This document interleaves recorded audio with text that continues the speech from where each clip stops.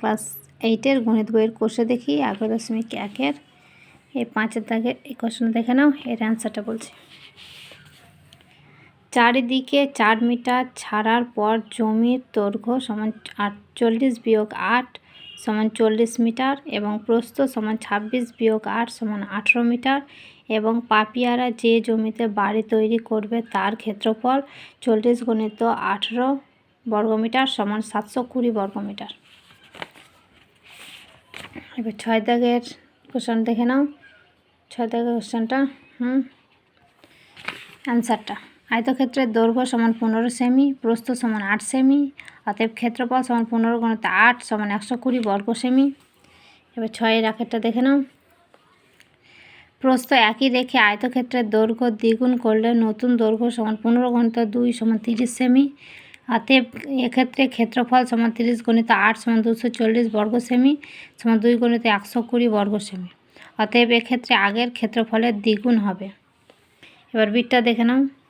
এর অ্যান্সারটা দৈর্ঘ্য একই রেখে আয়তক্ষেত্রের প্রস্থ দ্বিগুণ করলে নতুন প্রস্থ হবে সমান 8 × 2 সমান 16 সেমি, অতএব এক্ষেত্রে ক্ষেত্রফল সমান দৈর্ঘ্য × প্রস্থ সমান 15 × 16 সমান 240 বর্গ সেমি 2 × 120 বর্গ সেমি, অতএব এক্ষেত্রে প্রথম ক্ষেত্রফলের দ্বিগুণ ক্ষেত্রফল হবে।